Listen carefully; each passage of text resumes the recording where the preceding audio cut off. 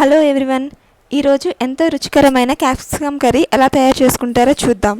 ముందుగా క్యాప్సికమ్ని నీట్గా వాష్ చేసుకోవాలి. వాష్ చేసుకున్న తర్వాత నేను చూపిస్తున్న విధంగా ఉల్లిపాయ ముక్కల సైజులో క్యాప్సికమ్ ముక్కల్ని తరుక్కోవాలి. ఇలా చిన్న సైజు ముక్కలుగా తరుక్కోవటం వల్ల క్యాప్సికమ్ అనేది చాలా త్వరగా మగ్గుతుంది. అన్ని క్యాప్సికమ్ని అలాగే చిన్న చిన్న ముక్కలుగా కట్ చేసుకోవాలి. అలాగే ఒక ఉల్లిపాయని చిన్న ముక్కలుగా కట్ చేసుకుని పెట్టుకోవాలి. క్యాప్సికమ్ కర్రీ ఎలా తయారు చేసుకుంటారో చూద్దాం.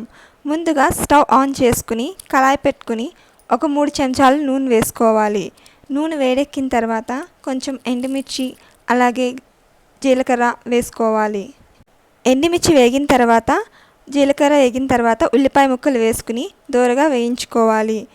ఉల్లిపాయ ముక్కలు బ్రౌన్ కలర్ వచ్చేంత వరకు వేయించుకోవాలి. దాని తర్వాత తరిగిన క్యాప్సికమ్ ముక్కలన్నీ వేసుకోవాలి. క్యాప్సికమ్ ముక్కలన్నీ చక్కగా మగ్గిపోవాలి. స్టవ్ని సిమ్లో పెట్టుకుని ముక్కలు మగ్గేంత వరకు ఉంచుకోవాలి. కొంచెం పసుపు వేసుకుని క్యాప్సికమ్ ముక్కలు మొత్తాన్ని చక్కగా కలుపుకోవాలి. మూత పెట్టుకుని కొంచెం సేపు మగ్గనివ్వాలి. ఒక 10 మినిట్స్ వరకు.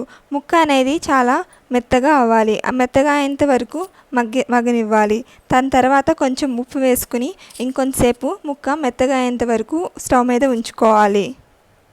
ఉప్పు వేసుకున్న తర్వాత ఉప్పు మొత్తం క్యాప్సికమ్కి పట్టేలాగా చక్కగా కలుపుకోవాలి. ఒకసారి కలిపిన తర్వాత స్టవ్ సిమ్లో పెట్టుకుని మూత పెట్టుకుని మగ్గేంత వరకు అలా కొంచెం సేపు ఉంచాలి. మధ్య మధ్యలో మూత తీసుకుని కలుపుకుంటూ ఉండాలి. మధ్య మధ్యలో కదుపుతూ ఉండాలి.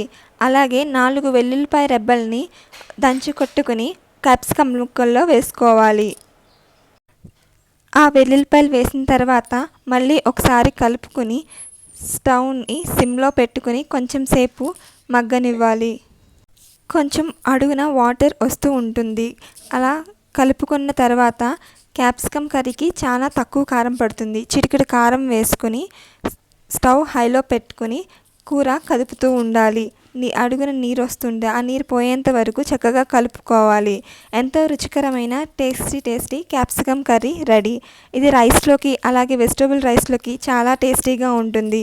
ఒకసారి మీరు కూడా ట్రై చేసి చూడండి. అలాగే మా ఛానల్ని సబ్స్క్రైబ్ చేసుకుని వారు సబ్స్క్రైబ్ చేసుకుని ఒక లైక్ ఒక షేర్ చేయండి. చూడండి, క్యాప్సికమ్ కర్రీ రెడీ. ఇలా టేస్టీ క్యాప్సికమ్ కర్రీ ఈజీగా చేసుకోవచ్చు.